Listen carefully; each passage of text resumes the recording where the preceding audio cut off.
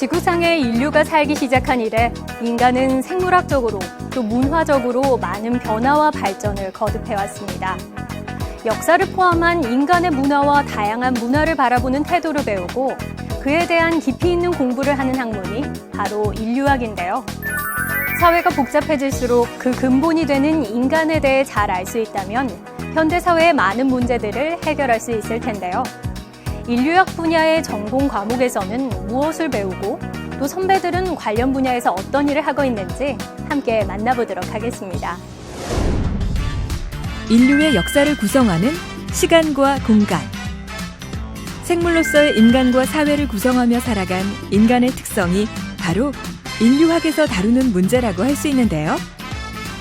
인류학은 문화와 언어, 정치, 경제, 사회 등 인간 생활의 다양한 측면을 관찰하며 인간과 문화를 깊이 있고 새로운 시각으로 바라볼 수 있게 해줍니다.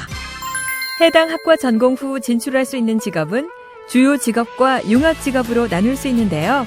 주요 직업은 졸업 후 주로 진출할 수 있는 직업 혹은 해당 전공 특성과 밀접한 관련이 있는 직무를 수행하는 직업을 의미합니다. 또 융합 직업은 현재의 전공을 기초로 하여 타 분야의 지식과 기술, 역량을 추가로 습득하여 진출 가능한 직업을 말하는데요. 인류학 전공 후 진출할 수 있는 다양한 직업 중 주요 직업인 발굴조사원, 국제개발협력연구원, 기록연구사로 일하고 있는 선배님들을 만나보도록 하겠습니다.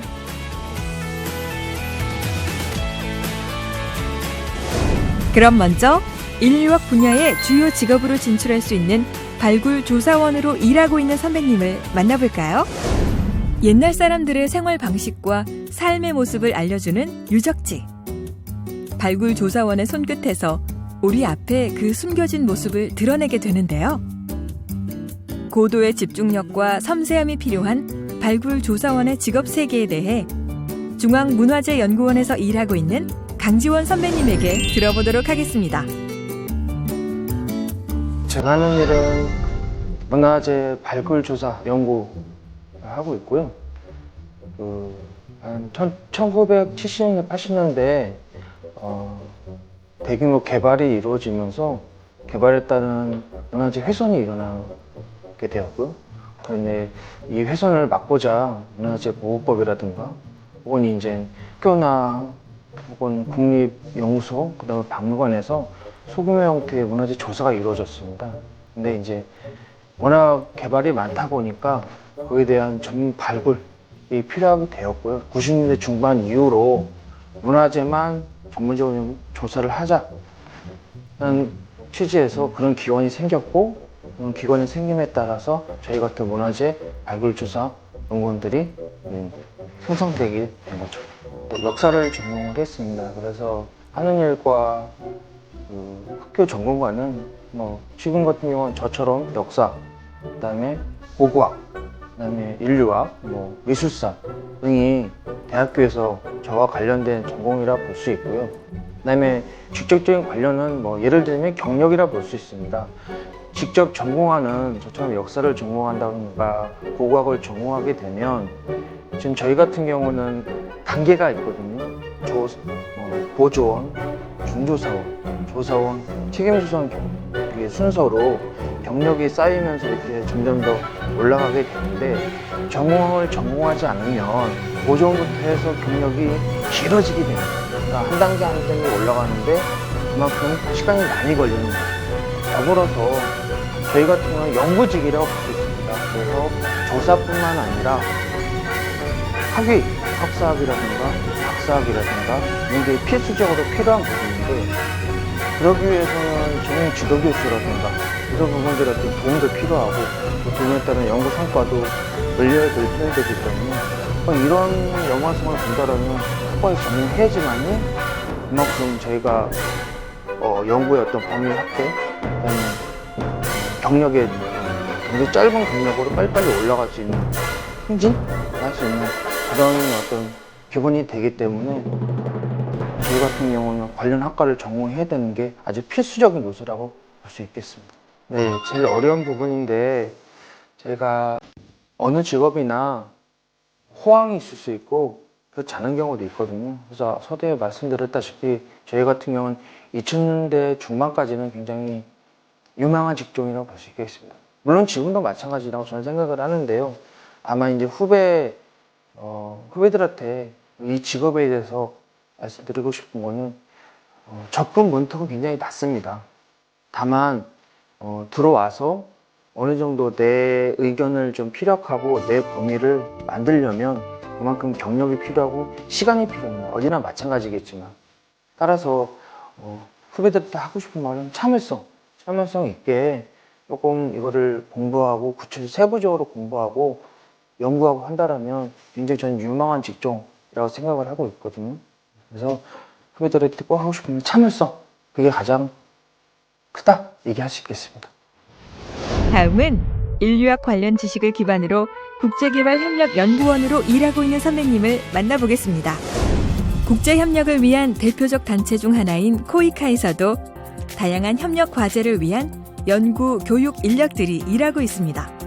바로 오늘 만나볼 직업인은 코이카 월드 프렌즈 교육원에서 근무하며 전 세계의 고른 발전을 위한 해외 봉사단 교육을 진행하고 있는 국제개발협력연구원 장은선 선배님입니다.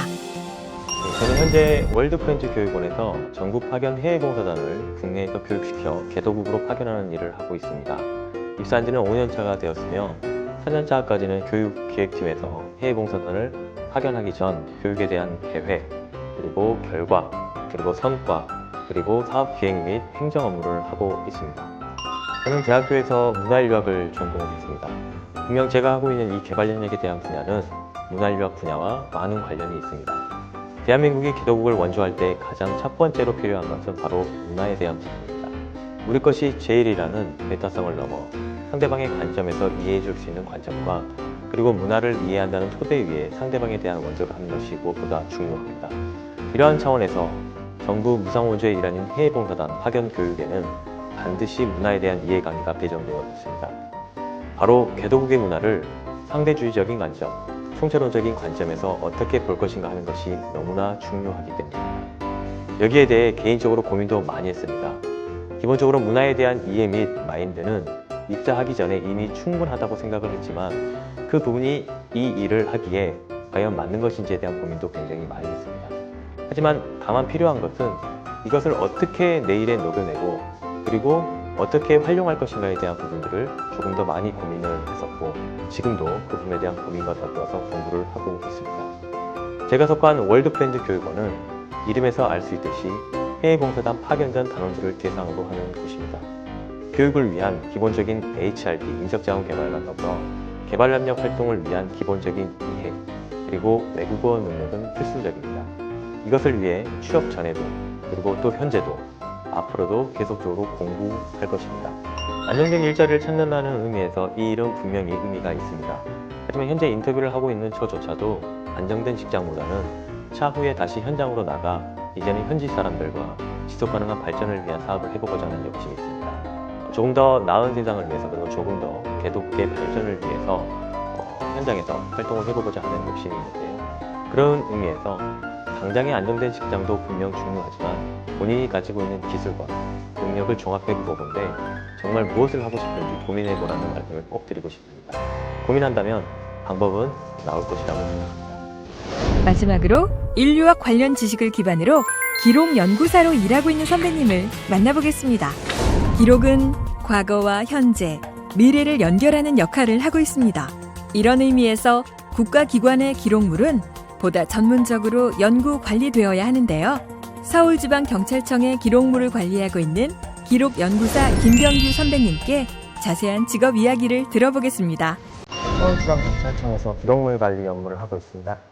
국가기록원의 공채를 통해 선발되어 현재 3년차 기록연구사로 일하고 있어요. 경찰청을 비롯하여 관할서와 구동대 등 관련 기관의 전체 기록물들을 관리하는 업무를 하고 있는데요. 현재 진행 중이거나 계류 중인 사건 관련 문서가 아닌 최소 3년 정도 시일이 지나 보존과 폐기 여부의 판단이 필요한 문서들이 제 관리 대상이 됩니다. 대학에선 사학을 전공했고 대학원에서 기록물 관련 석사학위를 받았습니다.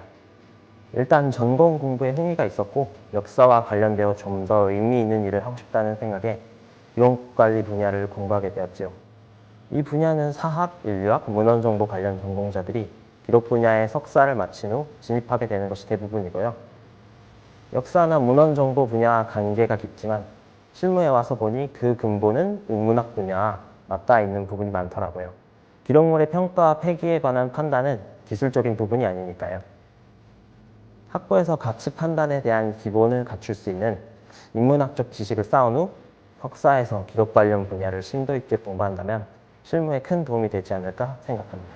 기록 연구사의 업무 중 가장 중요한 것이 문서의 보존과 폐기 관련된 것인데요.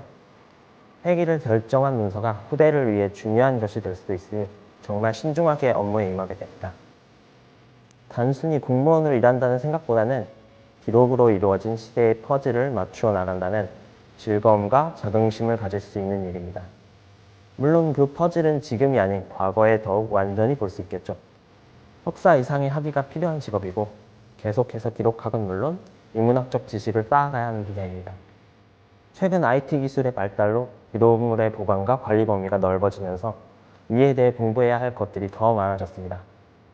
이 부분은 기록 관련 업무에 종사하기를 원한다면 반드시 염두에 두어야 합니다. 나의 전공으로 진출 가능한 더 다양한 직업 정보는 대학 전공별 진로 가이드 책자를 다운받아 활용하세요.